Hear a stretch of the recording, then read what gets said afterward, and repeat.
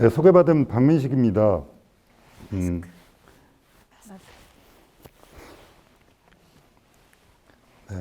오늘 바이오 헬스케어 분야의 투자 동향하고 최근에 있었던 IPO 트렌드, 바이오 쪽 조금 말씀을 드리겠습니다. 컨텐츠는 세 개로 나눠봤고요. 그냥 인더스트리의 그 특성들을 숫자 위주로 좀 말씀을 드리고, 그다음 투자 동향, 그다음에 말씀드렸던 IPO 트렌드로 마무리하겠습니다. 뭐 잘 아시는 내용이지만 저희에게 서비스 비즈니스가 있고, 그다음 뭐 매드텍이라고 하는 디바이스 쪽이 있고, 그다음 이제 대부분 많이 하시는 이제 뭐 신약 쪽, 이렇게 세 가지 영역이 있고, 이 세 가지 비즈니스의 가운데 결국 수혜인인 환자나 이제 일반인들이 있는데, 제가 여기서 말씀드리고 싶은 거는 대부분 바이오 헬스케어 제품이나 서비스는 의사결정권은 MD들한테 있습니다. 그래서 그러니까 선생님이나 병원, 의원 입장에서 마켓을 보셔야지 환자의 디맨드를 보시는 거는 조금 아닌다. 그러니까 전형적인 B2B 비즈니스다, 이런 말씀을 드리고 싶고요. 그냥 뭐 마켓도 대충 추세로만 말씀을 드리겠습니다. 뭐 한 2,300조 정도 되는 시장이고, 성장률은 한 5% 정도 되는 시장이고요. 제약바이오가 가장 높은 비중을 차지하고 있고, 진단이 좀 많이 올라왔고, 팬데믹 때문에 진단이 조금 더 높아질 것 같습니다. 올해 같은 경우에 통계를 보면. 그리고 나라로 보면 아까도 몇 번 말씀해 주셨지만 북미 시장이 뭐 일단 사보험 영향으로 크고요. 그 다음에 단일 국가로는 일본도 크고, 그 다음에 뭐 유럽, 뭐 이런 순위라고 보시면 될 것 같습니다. 뭐 이런 숫자 한번 말씀드려 보려고 하는데요. 여기 뭐 청중들께서는 대부분 바이오에 관심이 많으시니까 이런 기업들 대부분 잘 아시지만, 그러니까 이익 대비 아니면 매출 대비 저희가 이제 보통 기업을 평가하는 시가총액, 그러니까 주식수하고 주가를 곱한 그 숫자의 괴리, 그러니까 뭐 P라는 멀티플로 표현되는 그것들을 보시면, 그러니까 뭐 노보 노디스크나 다나허나 이렇게 흔하지 않은 그 흔히 들어보지 일반인들은 알기 힘든 기업들이 저희가 잘 아는 스타벅스나 폭스바겐보다 훨씬 높은 시장의 평가를 받고 있다, 이런 말씀을 드리고자 합니다. 그러니까 이게 시장에서 고평가를 받는다는 게 거품이다 이렇게 말할 수도 있지만, 사실은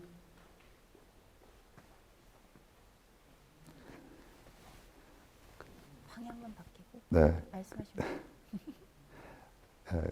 앞으로 성장성에 대해서 높게 보고 있다, 이렇게 보시면 될 것 같습니다. 그러니까 아메리칸 익스프레스나 자동차 회사, 그러니까 카드 회사나 자동차 회사는 이익이 많이 남에도 불구하고 이제 이게 서스테이너블하지 않다, 이렇게 보기 때문에 시장의 평가를 많이 못 받는 거고요. 여러분들 종사하고 계신 바이오텍, 뭐 의료기, 제약 이런 부분은 시장에서 아직 여전히 높이 평가받고 있다. 그리고 좀 전통적인 제약보다는 바이오텍이 더 높이 평가받고 있다는 부분을 아시면 좋을 것 같고, 모더나는 상장한 지 얼마 되지도 않았고 사실은 뭐 100위권 안에도 없었던 기업인데요. 지금 3위까지 올라와 있습니다. 그래서 그 하나의 기술이 뭐 어떻게 회사의 가치를 높이느냐, 이런 관점에서 봐주시면 좋을 것 같습니다. 이건 우리나라 기업들을 이렇게 쭉 그냥 시가총액 순위로 한번 매겨봤고요. 한 절반 정도는 아직 이익이 안 나는 캐시번을 하는 개발사들이고요. 한 절반 정도는 이제 조금 이익을 내고 수출도 많이 하는 기업들도 생겨나고 있어서 다행이라고 보고요. 제가 이제 작년 말 통계랑 좀 비교를 해보니까 주가는 많이 빠져 있더라고요. 지금 바이오가 많이 좀 전체적으로 빠져 있는 그런 상황인 것 같습니다. 죄송합니다.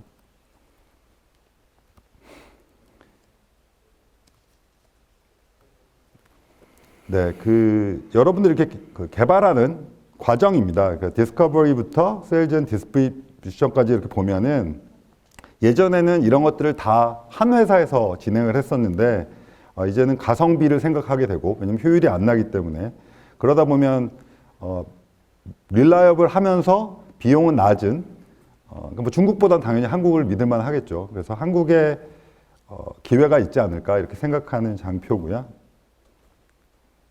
뭐 이것도 마찬가지입니다. 그러니까 뭐 이것 언론에서 보셨겠지만 우리나라 대형 병원들에서 해외 제약사들이 임상을 많이 하고 있다. 그런 얘기는 우리나라가 비용이 상대적으로 낮은데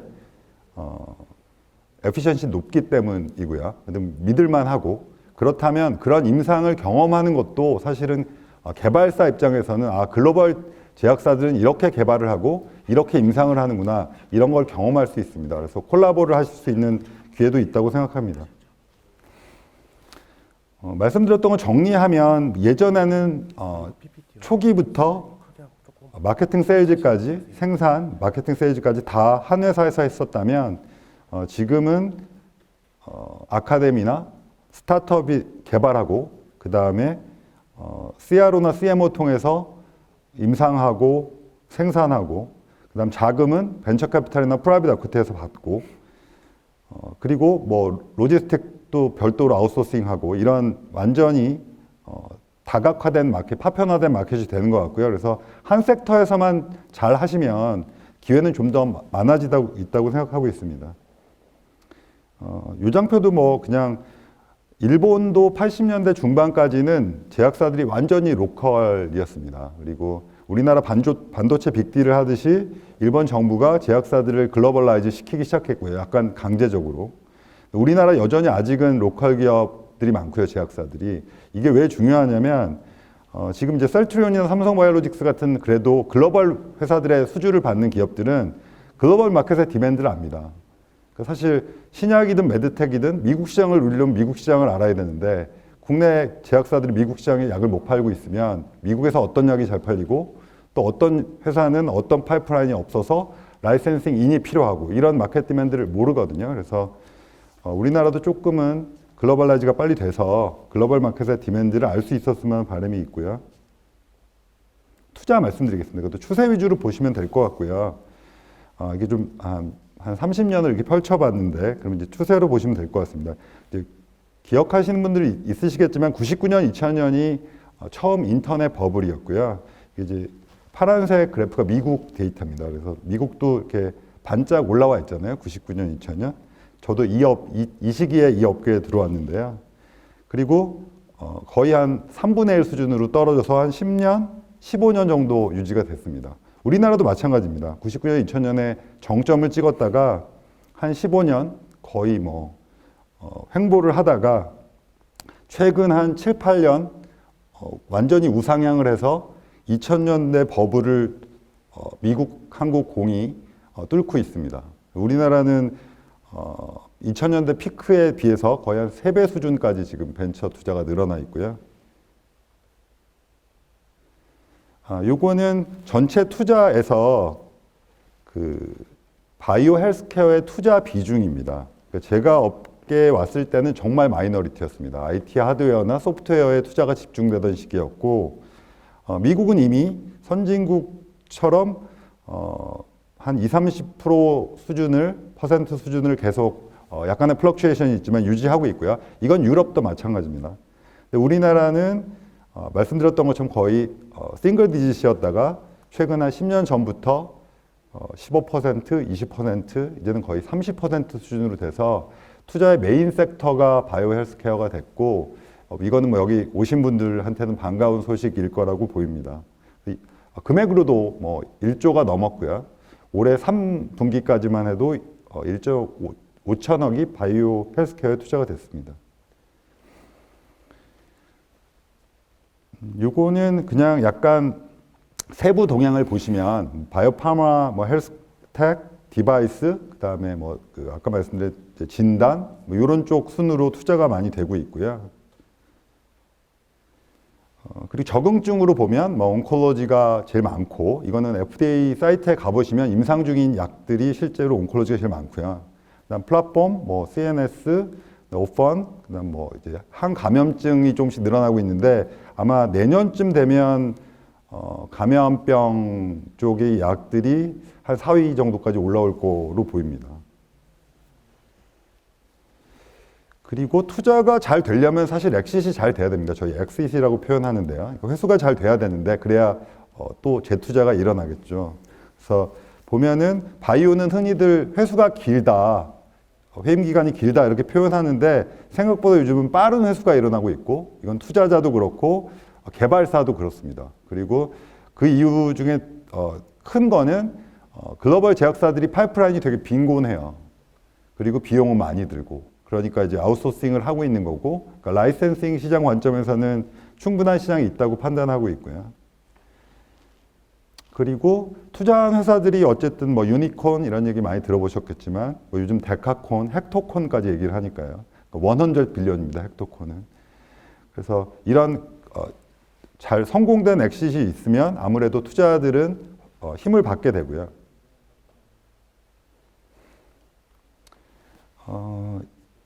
작년하고 올해 이제 바이오 IPO를 보면은 올해 8건이 있었습니다. 이게 뭐 전부 바이오 IPO가 아니고 바이오 전체 IPO 중에 기술 특례가 8건 있었고요. 성장성 특례가 1건, 이익 미실현이 1건이 있습니다. 여기 오신 분들은 아마 투자 유치를 하시려고 하는데 투자자들은 아까 보신 것처럼 엑시트이 어떻게 되는지 궁금하거든요. 그래서 4, 5년 후에 어떤 방법으로 나는 IPO를 하겠다 이런 것도 고민하셔야 됩니다. 투자 유치를 하시려면.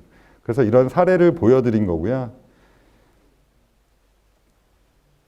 그 다음에 죄송합니다. 2020년에는 의료기기가 12개 회사, 주로 진단 쪽이 많았고요. 그 다음에 신약 개발사들이 4개, 그래서 16건이 작년에는 IPO가 됐고요. 타입으로 보면 기술 특례가 12건 있었고 성장성 특례가 4건 있었습니다. 테슬라라고 부르는. 그래서 뭐 생소하실 수도 있는데 어쨌든 투자 유치를 하면 투자들은 만나시면 물어볼 겁니다. 뭐 몇 년에 어떤 방법으로 어떻게 M&A나 IPO를 할 거냐. 그래서 그 부분은 고민하시는 게 좋을 거라고 생각하고 있습니다. 실제로 기술 특례가 처음에는 바이오 대상으로만 한정됐었는데 요즘 이제 다른 섹터들도 기술 특례로 상장이 되고 있거든요. 그래서 제가 좀 통계를 내봤는데 이게 좀 일부러 안 낸 거는 별로 좋은 숫자로 보이지 않아서 무슨 말씀이냐면 비바이오가 요즘은 좀 더 기술 특례에서 수혜를 보고 있다 이런 느낌을 제가 지울 수가 없고요. 바이오는 통과율이 한 55%고 비바이오가 한 72% 이렇게 되거든요. 그러니까 바이오 IPO 윈도우가 요즘 조금 사실 좀 닫혀있는 좀 빡빡한 느낌이 들고요. 그래서 잘 준비를 하셔야 되고 지금 거래소가 이제 전문성이 되게 증가돼서 전문가들이랑 함께 라이센싱 아웃이 있는가 아니면 임상의 유효성이 얼마나 있는가 뭐 파이프라인은 얼마나 튼튼한가 뭐 이런 부분들을 아주 구체적으로 보고 계시기 때문에 IPO가 그렇게 만만하지는 사실 않습니다. 그래서 이렇게 주관사나 또 이제 관계 회사들하고 잘 협의하셔서 준비를 잘 하셔야 좋은 결과를 낳을 수 있을 것 같습니다. 이거는 뭐 저희가 보는 유망 섹터들이고요. 가로축이 리스크고 세로축이 리턴입니다. 그래서 뭐 대표적인 하이 리스크 하이 리턴이 뭐 신약일 테고요. 뭐 제일 아래쪽에 기능성 식품은 로우 리스크 로우 리턴이겠죠. 그래서 약간 미디움 리스크 미디움 리턴 정도의 섹터에 주목하고 있다 이렇게 봐주시면 될 것 같고요. 그다음 이건 이제 우리나라의 국가 경쟁력을 가로축에 놓고 마켓 사이즈를 세로축에 놓은 저희의 이제 약간 스윗스팟을 보여드리는 건데요. 당연히 우리나라 국가 경쟁력이 높은 분야에 저희가 투자를 하려고 할 테고 마켓 사이즈도 큰 쪽에 관심이 있는데 국가 경쟁력이 높고 마켓은 너무 크기보다는 한 중간 정도 마켓을 저희가 타겟하고 있다고 보시면 되고 우리나라 국가 경쟁력이 높은 분야가 사실은 업스트림보다는 여전히 다운스트림 쪽입니다. 제조나 뭐 CMO가 많은 것도 그런 이유라고 보이고요. 저희 투자한 스틱 인베스트먼트, 스틱 벤처스 합쳐서 뭐 9천억 조금 안 되게 투자를 했고요. 그 중에 22개사를 뭐 IPO나 M&A를 통해서 회수를 했고요. 저희가 이제 해외 투자도 늘리고 있고 대기업 투자도 일부 하고 있고 경영권 인수 투자까지도 하고 있습니다. 네, 마지막 장입니다. 제가 그냥 이렇게 톡할 때 마지막에 많이 쓰는 그 바이오 투자가 이게 카푸치노 같다 이런 일종의 아재 개그인데요. 거품이 한 절반쯤 되거든요. 그리고 처음 드셔보신 분은 씁쓸합니다. 근데 잘 음미해 보시면 달달하게 끝날 수도 있고 끝까지 계속 쓸 수도 있는 게 바이오 투자 같고요. 바이오텍을 하시는 분들도 비슷하다고 봅니다. 네, 여기까지 말씀드렸습니다. 경청해 주셔서 감사합니다. 네, 스틱벤처스의 박민식 부대표님께서 바이오 헬스케어 투자 동향 및 IPO 트렌드 이야기 주셨는데요. 바이오 투자는 카푸치노다. 네, 끝은 어떻게 될지 알 수가 없다. 너무 의미심장해서 좋은데요? 마지막에 웃음이 빵 터졌어요, 지금. 이 어떻게 하실 거예요? 네. 근데 실제로 이제 투자를 다들 받고 싶어 하잖아요. 많은 바이오 벤처 기업들이. 그럴 때 이거는 꼭 본다. 그러니까 기술, 뭐 우리 다 얘기할 수 있는 뭐 임상 이런 거 말고 그냥 나는 이거는 꼭 본다. 얘기해 주세요. 그러니까 저는 투심이 보고서에 일단 C 레벨들의 그 레퍼런스를 꼭 넣는데요. 그러니까 전 직장 요즘은 사실은 뭐 링크드인 같은 것만 써도 아니면 학교 동창 뭐 이런 분들을 통해서 약간 레퍼런스 체크를 꼭 하고 있고요. 그 C-레벨이 결국 다 하는 것 같아요. 스타트업이 특히 CEO가. 그리고 그냥 뭐 기술 시장 다 중요하지만 이 기술이 저희 펀드 듀레이션 안에 정말 이 마켓을 디맨드를 미트할 수 있느냐 그런 차원에서 기술을 봅니다. 그러니까 저희가 반발 앞선 기술이 좋다 이렇게 얘기하거든요. 그러니까 너무 앞선 기술이 저희가 지금 뭐 스페이스X는 미국에서 터졌지만 뭐 그렇게 너무 약간 허황된 비즈니스를 보면 저희 펀드 존속 기간 안에 회수를 할 수 없으니까 그래서 어쨌든 사람 제일 중요한 것 같다는 말씀을 결론으로 드리고요. 그럼 사람을 보기 위해서 레퍼책 하는 거 말고도 뭘 하시나요? 그리고 아까 말씀드린 것처럼 저희는 그 깊이는 여기 계신 분들보다 있을 수 없지만 여러 개 회사들을 보니까 그 중에서 결국은 약간 미인 선발 대회처럼 그 도토리 키재기를 할 수밖에 없거든요. 그래서 도토리를 가능한 한 많이 세워보려고 하고요. 그러니까 뭐 면역 항암 줄기세포다 뭐 이러면 그거를 국내 9개 거를 다 세워보려고 하고 다 한번 들여다 본 다음에 얘가 여기서 몇 등쯤 하나. 그리고 제가 뭐 그런 얘기들도 하는데 이걸 저희는 도토리 가격으로 사야 되는데 이걸 호두나 잣 가격으로 사면 너무 비싸게 사는 거거든요. 그래서 그런 게 저희 밸류에이션 뭐 이렇게 결국은 좋은 기술을 싸게 사겠다. 다 똑같은 얘기잖아요. 제 지금. 가격에 사겠다 이런 말씀입니다. 싸게 사겠다로 들리네요, 계속해서. 근데 이제 아까 얘기하시면서 뭐라고 해야 되지? 바이오 쪽의 기술 특례 상장의 퍼센티지가 상대적으로 좀 많이 낮아진 것 같다라는 말씀 주셨어요. 근데 한국거래소의 우리 또 윤성호 과장님 왜 이렇게 된 걸까요? 사실 제가 오면서 이런 질문이 나오지 않을까 생각을 오늘 바이오 행사다 보니까 많이 했는데요. 일단 드리고 싶은 말씀은 일단 가장 먼저 드릴 수 있는 말씀은 저희가 뭐 바이오 산업에 대해서 뭐 갑자기 깐깐하게 한다, 뭐 심사를 엄격하게 하고 바이오 산업을 뭔가 좀 약간 색안경을 끼고 본다거나 뭐 이런 거는 전혀 없다라고 생각하시면 될 것 같고요. 다만 이제 최근에 조금 주춤한 거는 일단은 심사단에서는 글쎄요 이제 사실 매년 좀 달라요. 기업들의 양상들이 사실 매년 다르고 그래서 올해 그 한 해 그 양상만 보고 저희가 뭐 바이오를 유독 깐깐하게 한다라고 보실 건 아닌 것 같고요. 어떻게 보면 좀 그 기업들이 어떤 그 단계나 이런 것들이 매년 다르고 매 기업마다 다 다르기 때문에 저희는 그리고 거기에다가 또 저희도 아까 말씀하신 대로 지금 바이오 기업들이 상장한 지가 굉장히 오래됐고 그래서 또 기상장 기업들도 저희 바이오 기업이 상장 그 최초한 기업이 한 15년 정도 됐거든요. 15년 이상의 그 바이오 기업들의 히스토리가 이제 팔로우업이 되고 또 요새 그 들어오는 기업들도 이제 어느 정도 지식이 계속 쌓이다 보니까 조금 더 전문성은 좀 올라간 건 있는 것 같고요. 또 뭐 시장 분위기에서는 뭐 저는 이런 말씀 많이 드리는데 사실 바이오가 그간의 코스닥의 어떤 주요한 업종으로 많이 성장했고 그래서 자금 조달도 많이 됐고 한데 이제 코로나로 인해서 사실 코로나가 한창 때는 뭐 진단이나 이런 기업들 많이 됐고 그런데 이제 지금 오던 코로나의 막바지가 되니까 사실은 코로나로 인해서 그 변화는 그 생활상을 반영하는 그런 기업들, 그러니까 메타버스니 그 관련된 VR, AR 그리고 아주 미래 기술들, 뭐 AI나 이런 것들 이런 기업들이 굉장히 핫하게 시장에서 조금 이제 주가도 좋고 하다 보니까 그런 쪽으로 시장 분위기도 많이 흘러가는 부분이 있는 것 같고요. 그래서 결론적으로 뭐 저희가 이렇게 뭐 바이오 산업을 깐깐하게 뭐 하고 있지는 않고요. 저희는 어쨌든 그 혁신 기업들 그리고 기술력 있는 기업들이 그 성장하는 데 있어서 도움을 드리는 게 저희 역할이라서 뭐 그런 거는 특별히 없습니다.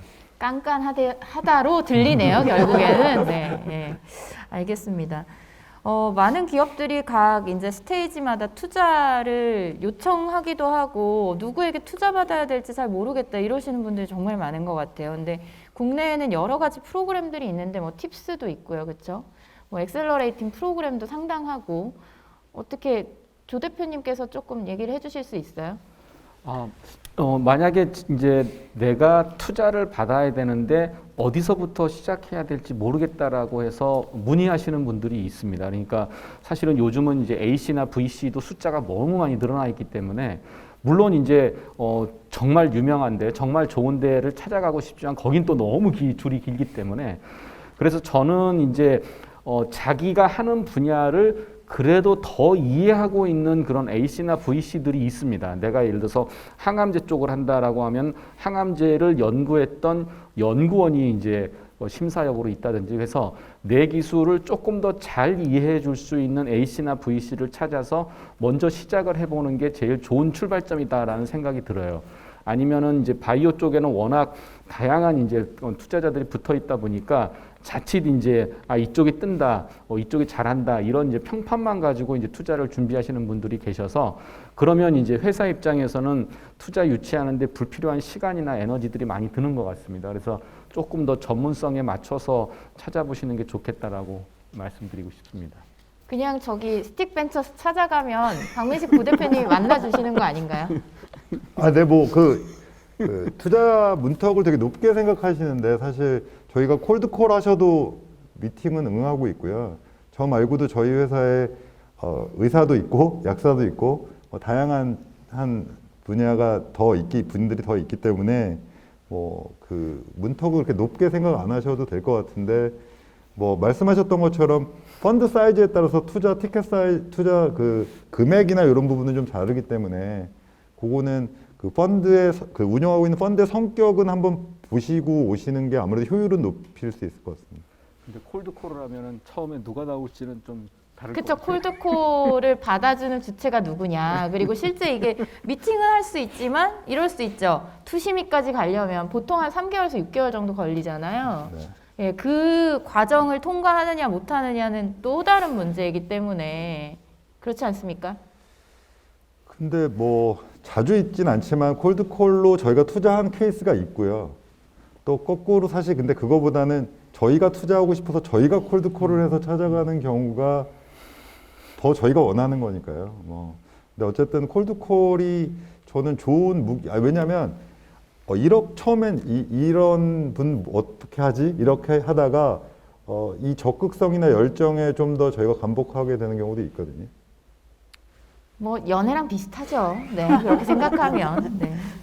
그런 비유들을 정말 많이 하시더라고요. 그러니까 연애하다가, 약혼하다가, 언제 깨질지는 모르겠으나, 결혼하고도 깨질 수가 있으니까. 네.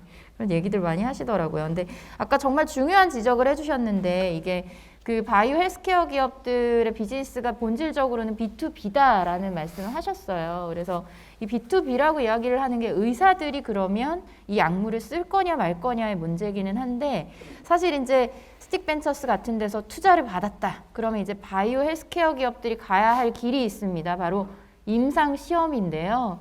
되게 한국에 있는 기업들은 국내에서 이제 임상 시험을 많이 하게 되지만 실제로 앞서서 그 시장을 보셨지만 국내 시장 정말 작아요. 국내 시장 글로벌로 따져도 몇 % 안에 들어가지도 않습니다. 그래서 결국은 해외로 나가야 되고 그 중에서도 선진국 시장을 타겟을 해야 되겠죠. 그럴 때 글로벌 임상시험이라는 걸 해야 되는데요. 이때 필요한 여러 가지 전략이 있습니다. 국내 많은 기업들하고 일을 하고 계신데요. 문할림 메디라마 대표님께서 글로벌 임상 트렌드 및 전략에 대해 이야기를 해주실 예정인데 문할림 대표님은 실제로 혈액종양내과에서 교수 생활도 하셨고 또 여러 글로벌 회사들하고도 일을 하셨습니다. 이야기 한번 들어보겠습니다. 박수 부탁드립니다.